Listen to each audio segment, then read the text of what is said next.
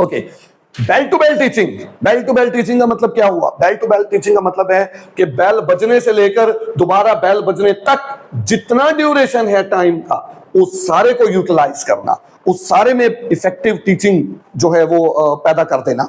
देखिए, bell to bell teaching का मतलब है बेल बजी, आपने क्लासरूम छोड़ दिया, अब आप चलते जा रहे हैं, अपने क्लासरूम में गए, आपने अपना लेक्चर डिलीवर किया, और तब तक आपने अपना लेक्चर डिलीवर किया जी, आपके पास टाइम था 8:30 to 9।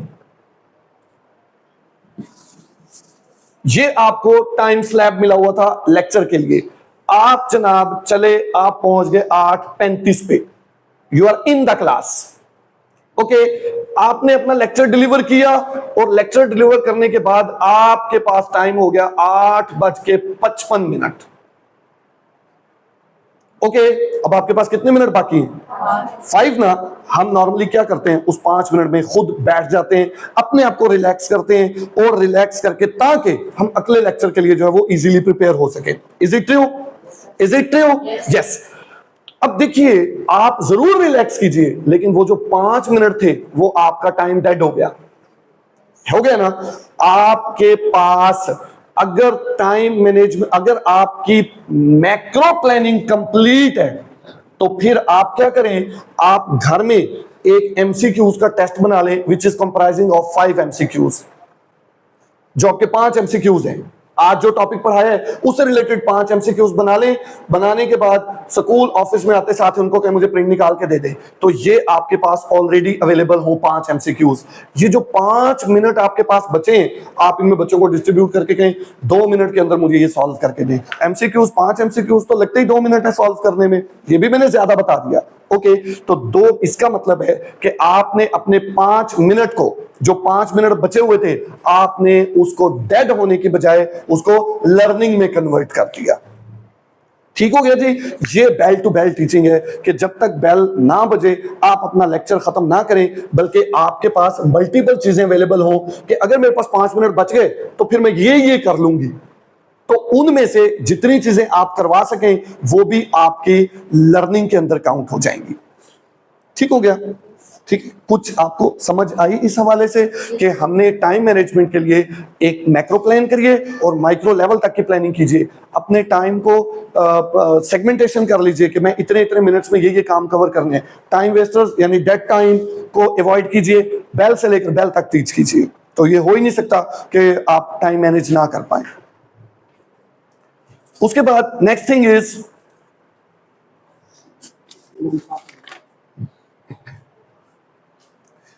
ठीक है, हमारे नेक्स्ट सेक्शन के अंदर अब मैं जाहिर है हस्बे रिवायत आपको प्रो टिप्स देने लगा हूं।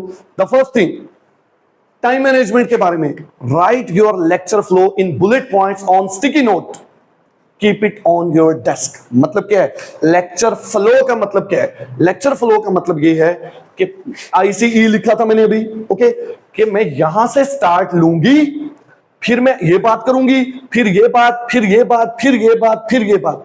ये जो फ्लो है, अब आप देखिए, ये पहली, दूसरी, तीसरी, चौथी, पांचवी, छठी। आप सोचें कि अगर आपने छठी बात पहले कर दी तो बच्चों को समझ आएगी? नहीं आएगी ना। हर चीज का स्टेप बाय स्टेप मेथड है, हर काम की मूवमेंट का स्टेप बाय स्टेप फ्लो है। आप देखें कि आपने चावल पकाने हो और आप पहले ही दम लगा दो और अंदर चावल डालो ही ना, तो हो जाएगा? Not possible. तो write your lecture flow in bullet points. Bullet point यही नुकात, छोटे छोटे नुकात की शक्ल में स्टिकी नोट्स पे लिख लें। स्टिकी नोट्स ही क्यों, आप एक छोटी पर्ची पे लिख लो। स्टिकी नोट का इसलिए कहा गया कि जैसे अभी पंखा चल रहा है, मेरे पेज उड़ रहे हैं, तो स्टिकी नोट जब आप जाते ही अपने डेस्क पे चिपका दोगे तो वो फिर आपको उड़ेंगे नहीं, आपकी तवज्जो मरकूज रखेंगे। ठीक है, तो keep it on your desk. The next thing is कि आप कीप अ स्मॉल डिजिटल और manual timer to alert you at 20 minutes mark. आपके पास कितना टाइम है जी? 30 मिनट्स ना। तो आप अपनी वॉच आपके पास हो, आप देखें हमेशा मेरे पास एक वॉच होती है, ठीक है। कभी ऐसा हो कि मैं जल्दी में आया हूं, मैं लेट हो गया हूं, तो मैं अपनी वॉच भूल जाऊं, अदरवाइज मेरे पास हमेशा मेरी वॉच होती है। और आप थोड़ा सा नजर घुमा के देखें कि कभी ऐसा होता है अक्सर कि मैं बार बार वॉच को थोड़ी थोड़ी देर के बाद देखता हूं। ये मैंने अपनी हैबिट में शामिल कर लिया है। ये और बात है। वो ये कहता है कि आपके पास एक वॉच होनी चाहिए, डिजिटल या मैनुअल जो भी, ओके, वॉच होनी चाहिए जो जिसके ऊपर 20 मिनट के ऊपर अलार्म लगा हुआ हो, कि जैसे ही 20 मिनट हो एक छोटी सी टीं टीं हो जाए, यानी एक छोटा सा अलार्म बज जाए टू मेक यू अलर्ट कि मेरे पास 30 मिनट थे जिसमें से 20 गुजर गए हैं, अब 10 मिनट हैं, अब इन 10 मिनट्स में इतना टॉपिक बाकी है, मैं इसको कैसे मैनेज करूं कि लर्निंग भी हो जाए और मेरा काम भी हो जाए। ठीक है, it's a very beautiful technique कि आप हर 20, मैंने 15 मिनट लगाया हुआ है कि मैं जब टाइम देखता हूं, क्योंकि मेरी घड़ी है ना, बिल्कुल मेरा लेक्चर या यहां खत्म होता है या यहां खत्म होता है या यहां खत्म होता है या यहां खत्म होता है, यानी जब सुई 12 पे जाए या 3 पे जाए या 6 पे जाए या 9 पे जाए तो यहां खत्म होता है। तो जो ही मैं घड़ी को सुई को देखता हूं, टाइम नहीं देखता, सुई को देखता हूं कि कहां फिर रही है, उससे मुझे अंदाजा हो जाता है कि अब मैंने इतने क्वेश्चंस में मजीद करवा सकता हूं। Is it done? ओके,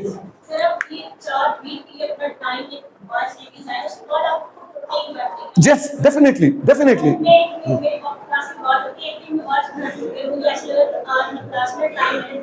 नहीं कर पा रहे, एग्जैक्टली, मुझे भी ऐसे ही लगता है।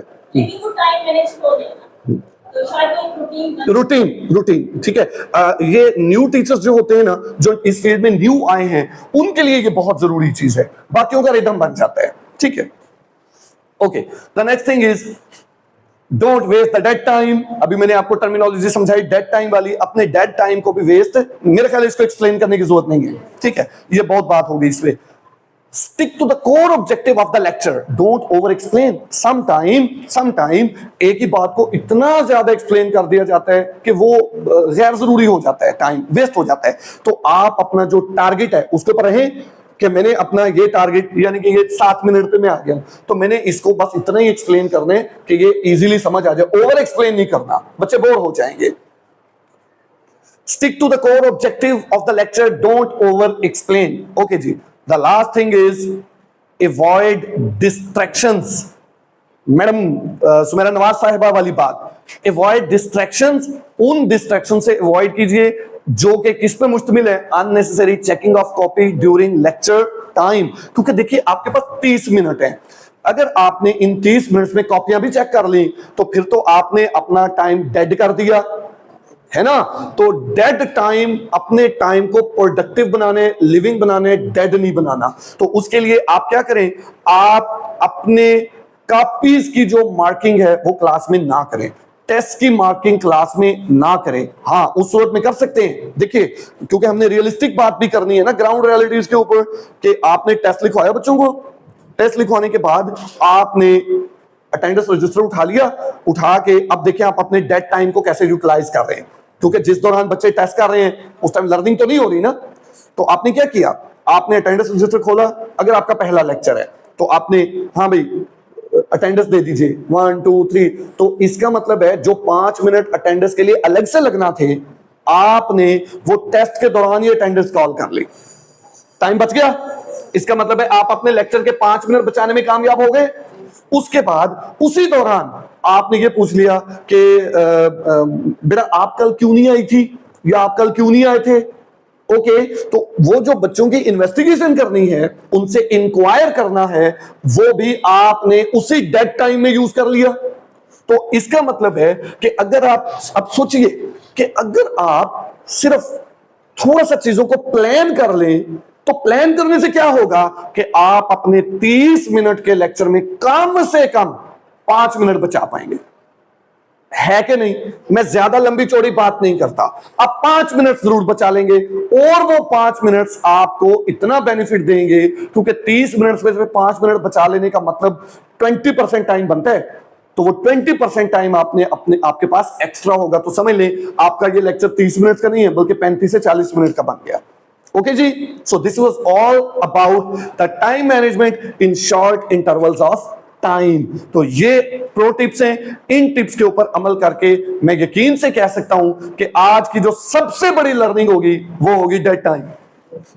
ठीक है, तो अपने डेड टाइम को यूटिलाइज जिसने कर लिया, समझ लीजिए उसका लेक्चर 30 मिनट से बढ़ के, टाइम 30 मिनट ही है लेकिन वो बन गया 40 मिनट।